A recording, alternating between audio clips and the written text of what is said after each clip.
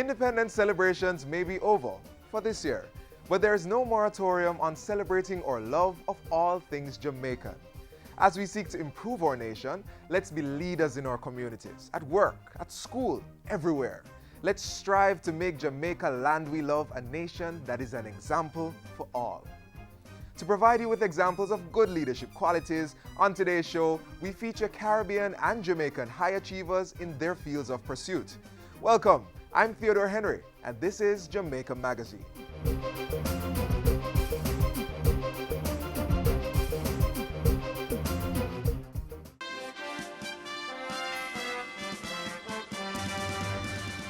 Fiscal consolidation.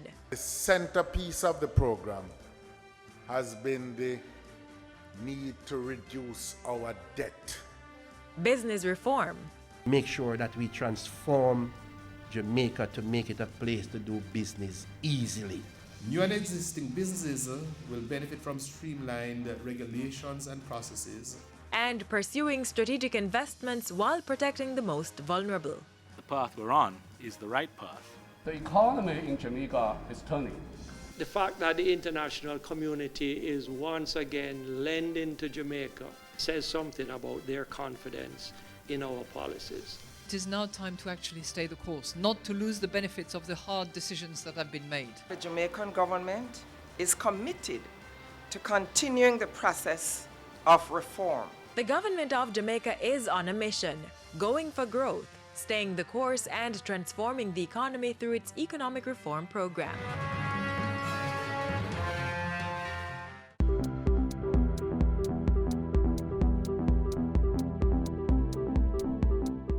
Partnerships like ours require communication, consensus, and shared sacrifice. We're working as a team with the people of Jamaica as a wind beneath our wings. Welcome to this special JIS interview with former Barbadian Prime Minister, the Right Honorable Owen Arthur. We'll be looking at the issue of social partnership, the Barbadian experience of social partnership, the importance of groups coming together, pulling together, and how that relates to economic development. I'm Ian Boyne. Right Honorable, it's good to have you in Jamaica and good to have you on the set of issues and answers. You came here recently as a special guest of the government to attend the retreat of the Partnership of Jamaica. You were the keynote speaker. In that speech, you said that we in the Caribbean could not afford to waste our democracy by, like other nations, locking down their governments through gridlock or taking a purely adversarial role in opposition. Expand on that. You know, the Caribbean can benefit greatly from devising an approach to its governance and its development, rather than having the key entities in our society involved continuously in a tug of war. But from time to time, they're simply pulling together on the same rope in the same direction. In a very small society, there will be always a few key things which, if done properly, will make a difference to that country's development. And which we all can agree on. And that you can work towards agreeing on it, even if you have a difference of opinion to begin with, or even have to represent different interests. But there must be some things in a society that if you were to come together and agree that this must be done, and all agree to do it, and all therefore enjoy a sense of ownership about it, both in terms of its conception and its implementation, a society can make more rapid progress than if it feels it has to be divided on everything. And that's the beauty of having to develop and manage a small society, that the number of things that will make the difference to whether you succeed or fail are few. Now, it does not stop people in different parts of the society, whether the private sector, from having different interests or pursuing those interests. It simply means that there will be some points at which those interests cross-cut and coincide. And it is important that you should devise a form of governance that would enable you to find the common ground where common ground exists and use that common ground to build a strong edifice to support national development. And that's what the social partnership is about. Yes. It does not stop the government from being involved or responsible for public policy. It does not stop the private sector from being involved in production of goods and services and trying to maximize their profits. It does not stop the labor movement from having to represent the interests of the workers, nor does it really stop the civil society, because it can also embrace the civil society from being conscientiously concerned with the quality of public goods and the range of things that have to do with the quality of life. But the key is that rather than keep fighting about them, rather than embed tribalism at the center of governance, give peace a chance, give cooperation a chance, and build consensus. And believe me, as you must know, it's always so difficult to build consensus. It is. And if you can build consensus on important things, but imbue everybody involved in the process with a sense of ownership that this is what matters to me as much as it matters to the other person. And I'm going to work towards making sure that the program that comes out of this consensus is implemented. What are some of those key areas, key things you think that we as small societies in the Caribbean, a country like Jamaica, need to agree on, need to put above political posturing? Well, you know, in every society, also, in every small society, stability, whether it is social stability, economic stability, tends to be perhaps the most important asset that we have. And the need to establish stability for development represents itself in so many different areas. Sustained investment also in building the social capacity of the society. Health education is the key. In fact, let me just say that there's no society that has been well educated that has remained poor. There's been no society that has not been properly educated that has ever become prosperous. And sustained investment in those kind of social capacities is something that there should be no doubts about. But it is also important to understand that there will be a few key problems that, if overcome, will make the difference as to whether a country can succeed or fail. And let me give you a pragmatic example. Jamaica's development has been held back by Jamaica's lack of a well-developed indigenous energy sector. That's right. It is imposed on Jamaica balance of payments costs. Absolutely. And whatever. So consider the new Jamaica that could evolve if you could come together and overcome that critical problem that has held back Jamaica. Yes. That's why I'm so impressed that your social partners have said so. The thing must come for us to deal with Jamaican energy independence. Right. And in the same way that some countries will recognize the need for food security. In Jamaica's case, I would imagine that everybody would agree. And that's why I speak to the issue of stability. That if all of Jamaica's resources could become available for Jamaica's development, precisely because peace has been established in Jamaica, stability has been established, and every part of Jamaica is available to Jamaica for its development. I think Jamaica will make such dramatic progress that will be remarkable. There are people who come to Jamaica as tourists who don't come to your capital. Yes. And why should that be? Barbados' capital, Bridgetown, has been declared a World Heritage Site.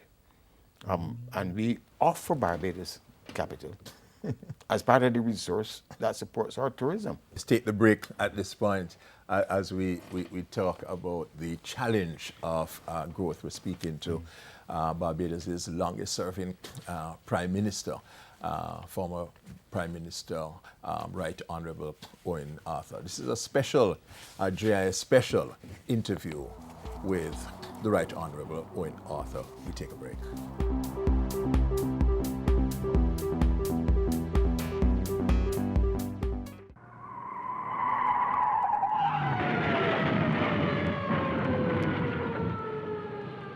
Each time you're not paying full attention to the road environment, the greater your chances of getting in a crash like that.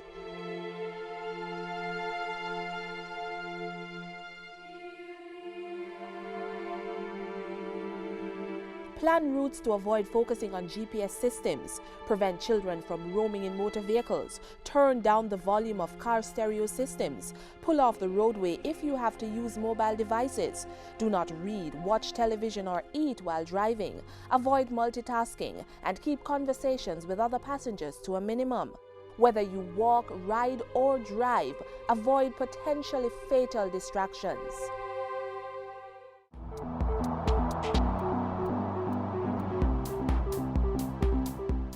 We have had our ups and downs, but we are committed to making this partnership work in the interest of Jamaica and the Jamaican people. We have taken a good, hard, and honest look at what we have achieved. We have taken note of the rate of progress towards meeting our specific targets. We see where progress has been slow. We know that we have to step up the pace in some areas. We have identified changes that we ought to make from this point on if we are to achieve the best possible results in the short term. The message is clear. We must double our resolve to strengthen the partnership approach and to act decisively on what we agree to do. Welcome back to this GI special. We are speaking to former Barbadian Prime Minister, the Right Honorable Owen Arthur. We're looking at issues of social partnership, social dialogue. In short, the importance of our coming together, working together to achieve common goals. Resting your future development on conditions of respected peace, security, would enable Jamaica to be able to mobilize all of its resources for development in a way that it never has. Part of Jamaica's problem is that in one point in time, and I'm getting involved in Jamaica's business. Yes. That tribalism and a big has problem. divided Jamaica. Yes. So all of Jamaica's resources are not available for Jamaica's development. And the time has come in, the partners of Jamaica must say, but why should this be? And why can't we not come Absolutely. together Yes. and agree that everything that Jamaica has to offer must be pressed into service for Jamaica's development? So and that if this does not happen, Jamaica will remain as just a one-pace pony. So there's a high transaction cost to our tribalism. But I thought you. Yeah. and you know, I learned, I spent 10 years in Jamaica. Yes, you did. And you worked at the National Plan Agency, now PIOJ, yes. And the Bauxite Institute. I took back to Barbados, and it helped me to be a prime minister for 3 terms. The Jamaican experience helped you. Yes, and in fact, I'm writing about it, my Jamaican days, that things that I learned in Jamaica, what is things to do and things not to do in governance. You learned. Yeah. For example, the management of the fiscal deficit.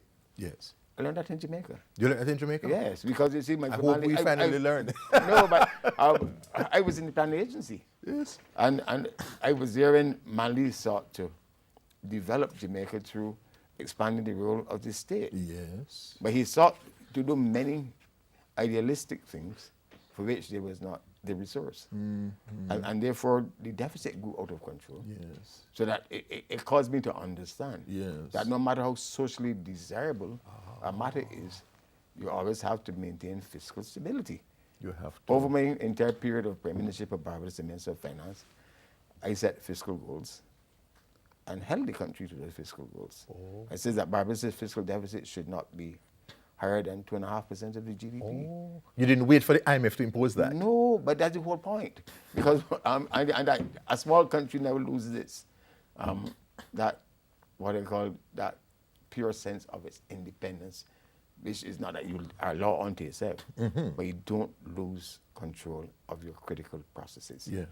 And a social partnership one of the things that a country must always have is control over your critical processes. Yes. And a social partnership can allow for a higher quality of acceptability of public policies by allowing the country to control its critical social processes. You said in your address to the partnership at the Terra Nova Hotel, Right Honourable, that you commended the government for giving primacy to fiscal consolidation.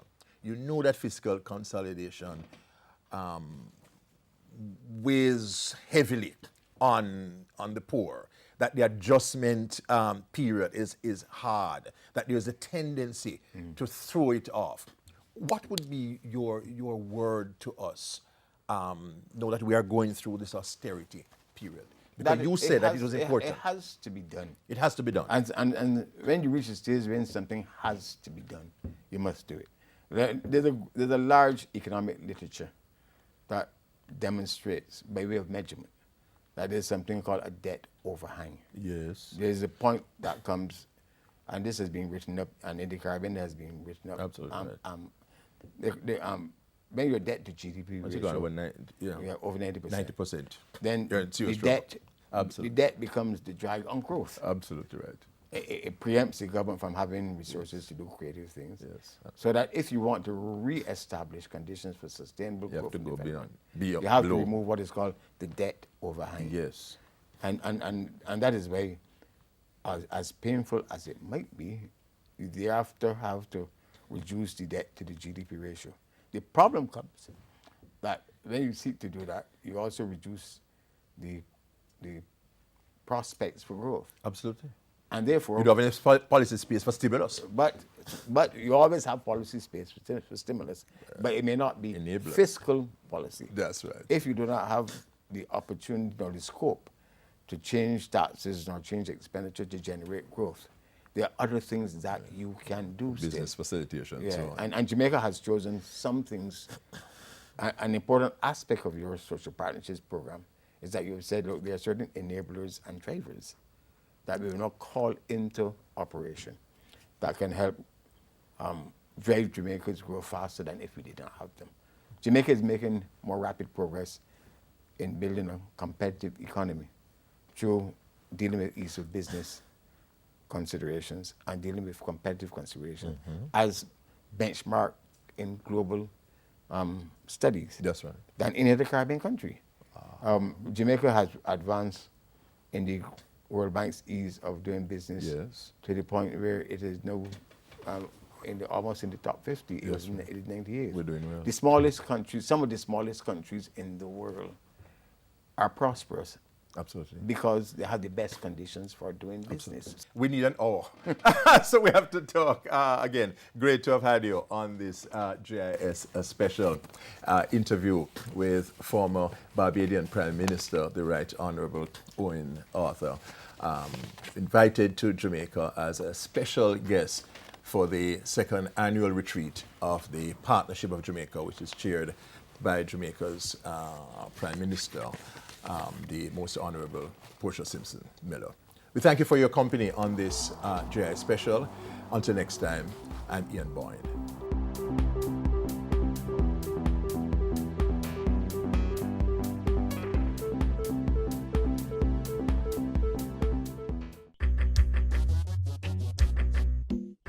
Nutritious food, succulent dishes, superior workmanship, and excellent service. Jamaica is on the go. Let's grow what we eat and eat what we grow. Let's harness the indomitable spirit of our most valued resource, our people. Let's support our local businesses. After all, buying Jamaican means building Jamaica. Original.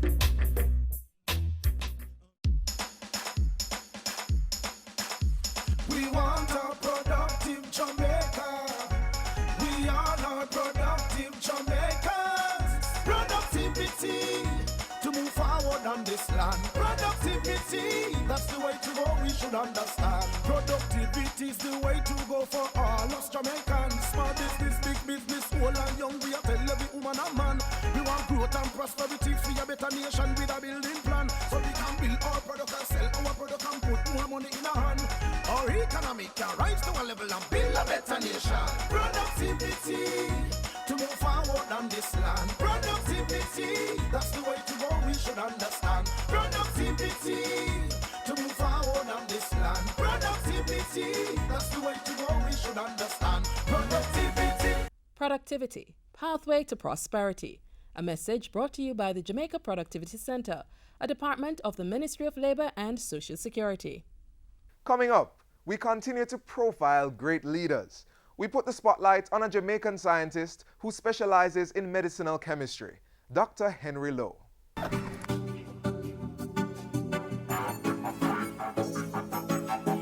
He believes that what you focus on can expand your imagination and creativity. For Dr. Henry I.C. Lowe, science and innovation has been his focus for the past 50 years, and as a medicinal chemist, he has achieved unparalleled success in the scientific research and development of health and wellness products from indigenous Jamaican plant materials. Major work has been done on 4 plants: guinea hen weed, ganja, and the lignum vitae, and another one called Vernonia. And we have published quite a lot on these already, and they're all geared at looking at how we can manage the illnesses related to cancers, HIV/AIDS, and diabetes. Those are the major things. Dr. Henry Lowe's vision has been dynamic, establishing the first science-based nutraceutical industry in the CARICOM region. This accomplishment is among his many firsts. He's the holder of 2 patents based on his research in nutraceuticals and chronic diseases. Dr. Lowe, along with Drs. West and Lockhart, researched and developed the first commercial product from ganja for the treatment of glaucoma. Dr. Henry Lowe's doctoral studies were carried out at Manchester University in England and postdoctoral studies at Bolton Institute of Technology in England and Harvard University and the Massachusetts Institute of Technology in America. He has served Jamaica and the CARICOM region as former permanent secretary for the government of Jamaica, chairman, president, and chief executive officer of Blue Cross Jamaica, past chairman of the Bureau of Standards Jamaica and the Scientific Research Council, distinguished adjunct professor of ethnomedicinal chemistry at the University of Technology, and science, environment and energy policy planning and implementation consultant and advisor to CARICOM. In the international arena, Dr. Lowe has served as advisor in science and technology to the Secretary General of the United Nations. He is also an adjunct professor in the Department of Medicine at the University of Maryland School of Medicine, USA. His vision continues to expand, and today he's the founder and executive chairman of the Environmental Health Foundation EHF group of companies. To share his vision, he has published over 22 books and over 100 articles in the areas of science and technology. In recognition of his commitment to the advancement of science and technology, his national awards include the Order of Jamaica in August 2012 and the Commander of the Order of Distinction in 1982. He was awarded as Living Legend by the Caribbean Community of Retired Persons in 2012 and as the Jamaica Observer Business Leader in 2006. Dr. Lowe's belief is that success favors the prepared mind, and he is preparing Jamaica and the region to capitalize on the commercial and entrepreneurship opportunities available through the science, technology, and innovation arena.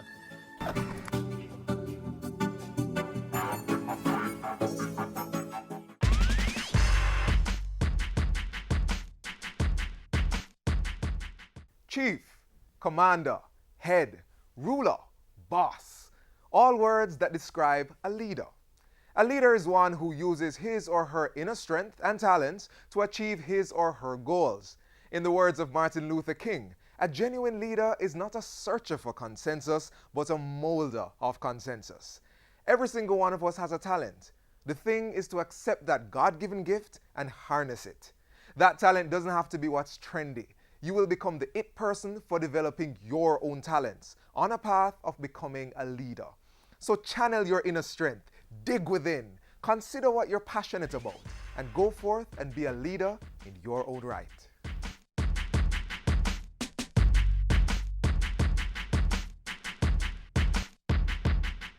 It's the family.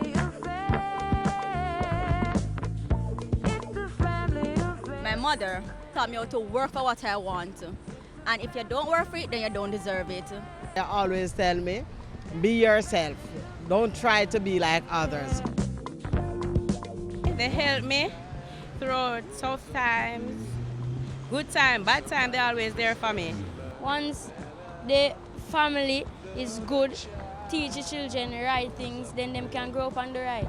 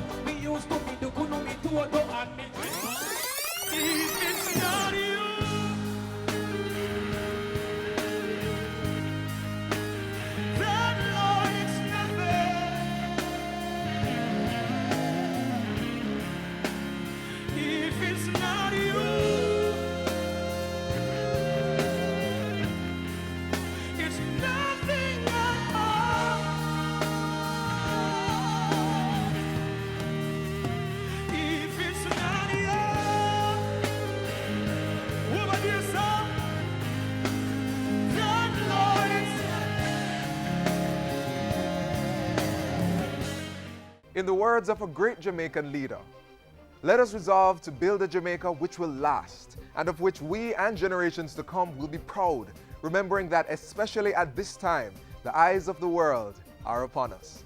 Sir Alexander Bustamante, back in 1962. Thanks for watching, and don't forget, we value your feedback, so drop us a line. Send an email to jamaicamagazine@jis.gov.jm. You may also follow us on Twitter @JIS News. And click on our YouTube channel, Watch JIS, for this show and loads of other videos and features. On behalf of the team here at the JIS, I'm Theodore Henry. Happy Sunday.